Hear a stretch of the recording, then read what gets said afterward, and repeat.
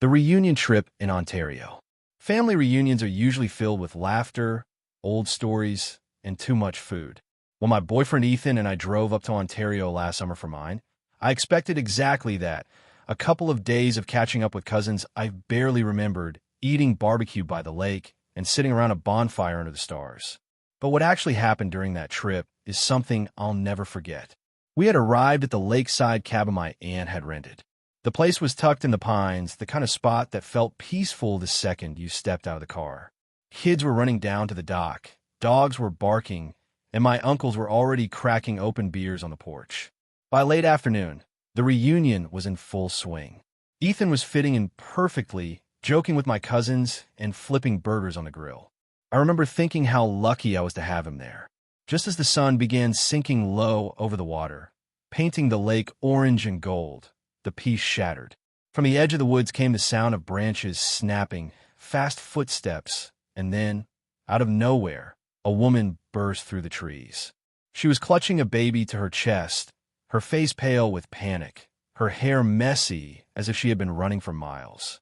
Everyone froze. My aunts went silent, the kids stopped playing, and my uncle stood halfway up from his chair, unsure what to do. "Please," she cried, her voice breaking. "Please help me." Her baby was crying too, wailing so loud it cut through the evening air. Ethan was the first to step forward. He guided her gently toward the porch. "It's okay. You're safe here." "What happened?" Through trembling lips, she explained. She was running from her boyfriend, a man who had been drinking all day, who had hit her before, and who had finally snapped that evening. She had grabbed her baby and fled into the woods, terrified he would follow. Before anyone could even process what she said, another sound came from the trees. Heavy footsteps, snapping twigs. And then he appeared.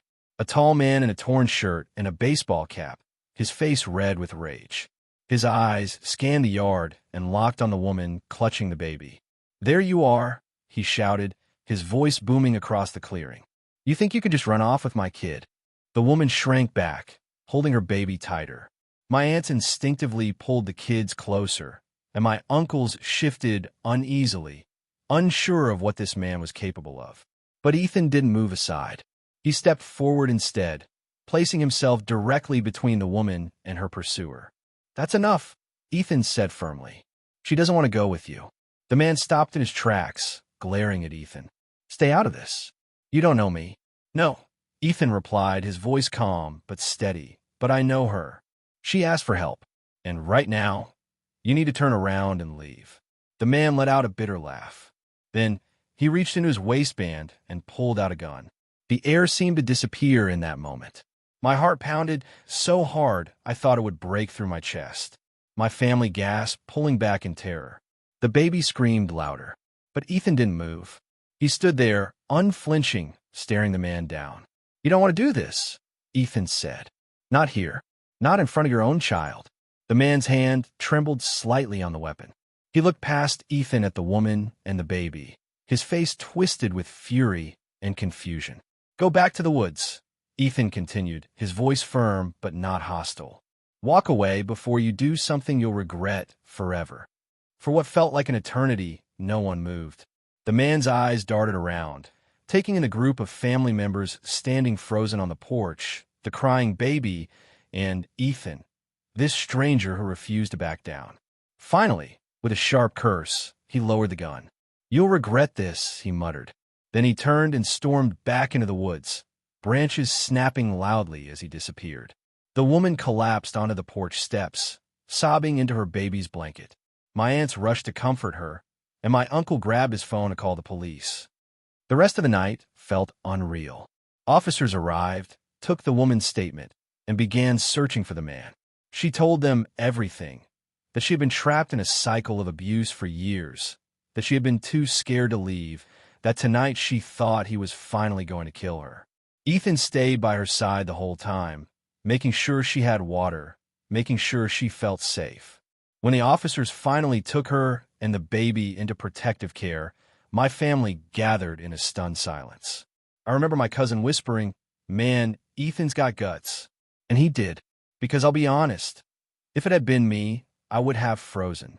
But he had stood tall, even staring down the barrel of the gun because he knew it was the right thing to do. Later that night, after everyone had gone to bed, Ethan and I sat out by the lake. The fire had burned down to glowing embers, the water rippling quietly in the dark. "You scared me to death," I admitted, my voice barely above a whisper. "He could have shot you." Ethan wrapped his arm around me.